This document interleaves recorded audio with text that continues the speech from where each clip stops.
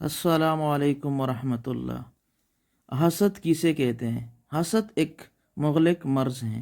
حسد کہتے ہیں کسی کے پاس اللہ تعالیٰ کی کوئی نعمت دے کر یہ تمنا کرنا کہ اس سے یہ نعمت چھین جائے، چاہے مجھے حاصل ہو یا نہ ہو۔ یہ ایک ایسی باطنی اور روحانی بیماری ہے جو انسان کے سینے میں کینہ، بغض اور کوٹ کا بیج بو دیتی ہے، جس سے انسان کے تمام نیک اعمال تلف ہو جاتے ہیں اور اس سے اعمال صالحہ کی توفیق اللہ تعالیٰ چھین لیتے ہیں۔ معاشرتی زندگی کے حوالے سے مختلف مواقع پر حضرت محمد صلی اللہ علیہ وآلہ وسلم نے اپنی امت کو حسد، کینہ، بغض اور ان جیسی دیگر باطنی اور روحانی بیماریوں سے بچنے کی ہمیشہ تاکید فرمائی ہے اور آپس میں ایک دوسرے کے ساتھ اتفاق و اتحاد اور بھائی چارگی کی تعلیم دی ہے۔ چنانچہ حضرت انس بن مالک رضی اللہ تعالیٰ عنہ سے روایت ہے کہ رسول اکرم صلی اللہ علیہ وآلہ وسلم نے ارشاد فرمایا کہ آپس میں ایک دوسرے کے ساتھ حسد نہ کرو، نہ آپس میں ایک دوسرے کے ساتھ بغض رکھو، اور نہ ہی آپس میں ایک دوسرے سے قطع تعلق کرو، اور اللہ کے بندے بھائی بھائی ہو جاؤ۔ ایک دوسری روایت میں حضرت ابو ہریرہ رضی اللہ تعالیٰ عنہ سے مروی ہے کہ نبی اکرم صلی اللہ علیہ وسلم نے ارشاد فرمایا کہ حسد سے بچو، کیونکہ حسد نیکیوں کو اس طرح کہا جاتا ہے جس طرح آگ لکڑیوں کو کہا جاتی ہے، اور ایک روایت میں آیا ہے کہ حسد نیکیوں کے نور کو بجھا دیتا ہے۔ ایک اور روایت میں آتا ہے، حضرت انس بن مالک رضی اللہ تعالیٰ عنہ فرماتے ہیں کہ ہم لوگ حضرت محمد صلی اللہ علیہ وآلہ وسلم کے پاس بیٹھے ہوئے تھے کہ اتنے میں آپ صلی اللہ علیہ وآلہ وسلم نے ارشاد فرمایا، ابھی تمہارے پاس ایک جنتی آدمی آئے گا۔ تو اتنے میں ایک انصاری آئے جن کی داڑھی سے وضوں کے پانی کے قطرے گر رہے تھے، اور انہوں نے بائیں ہاتھ میں جوتیاں لٹکا رکھی تھی۔ اگلے دن پھر حضرت محمد صلی اللہ علیہ وسلم نے وہی بات فرمائی، تو پھر وہی انصاری اس طرح آئے جس طرح پہلی مرتبہ آئے تھے۔ تیسرے دن پھر حضرت محمد صلی اللہ علیہ وسلم نے ویسے ہی بات فرمائی اور وہی انصاری اسی حال میں آئے۔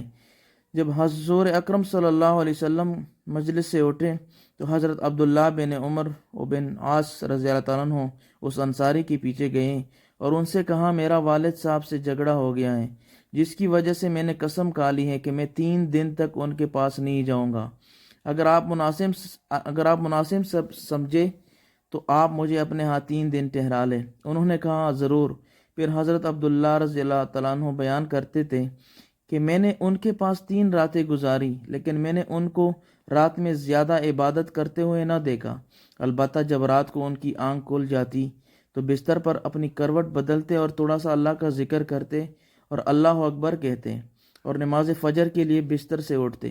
ہاں، جب بات کرتے تو خیر ہی کی بات کرتے۔ جب 3 راتیں گزر گئے مجھے ان کے تمام اعمال معمول ہی کے نظر آئے، اور میں حیران ہوا کہ حضور اقدس صلی اللہ علیہ وسلم نے ان کے لیے بشارت تو اتنی بڑی دی، لیکن ان کا کوئی خاص عمل تو ہے ہی نہیں۔ تو میں نے ان سے کہا، اے اللہ کے بندے، میرا والد صاحب سے کوئی جھگڑا نہیں ہوا،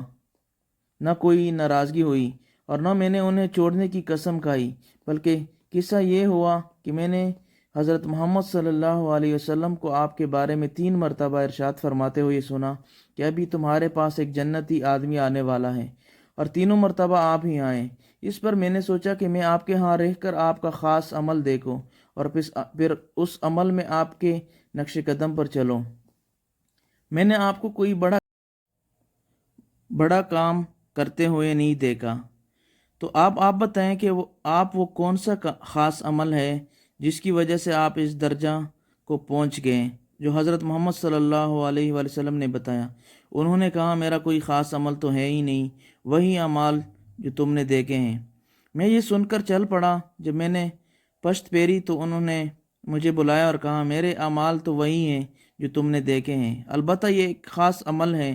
کہ میرے دل میں کسی مسلمان کے بارے میں کوٹ نہیں ہے، اور کسی کو اللہ نے کوئی خاص نعمت عطا فرما رکھی ہو تو میں اس سے حسد نہیں کرتا۔ میں نے کہا، اس چیز نے آپ کو اتنے بڑے درجے تک پہنچایا ہے۔ حضرت ابو ہریرہ رضی اللہ تعالیٰ عنہ سے روایت ہے کہ رسول اللہ صلی اللہ علیہ وسلم نے ارشاد فرمایا، دو شخصوں کے سوا کسی پر حسد کرنا جائز نہیں۔ ایک وہ شخص کہ جس کو حق تعالی شان نے قرآن شریف کی تلاوت عطا فرمائی ہو اور وہ دن رات اس میں مشغول رہتا ہوں، اور دوسرا وہ شخص کہ جس کو حق سبحانہ تعالیٰ نے مال و دولت کی فراوانی عطا فرمائی ہو اور وہ دن رات اس کو خرچ کرتا ہوں۔ اسماعیل بن امیہ رحمۃ اللہ علیہ سے روایت ہے کہ نبی اکرم صلی اللہ علیہ وسلم نے ارشاد فرمایا کہ تین چیزیں ایسی ہیں جس سے آدمی عاجز نہیں: بدشگونی، بدزنی، حسد۔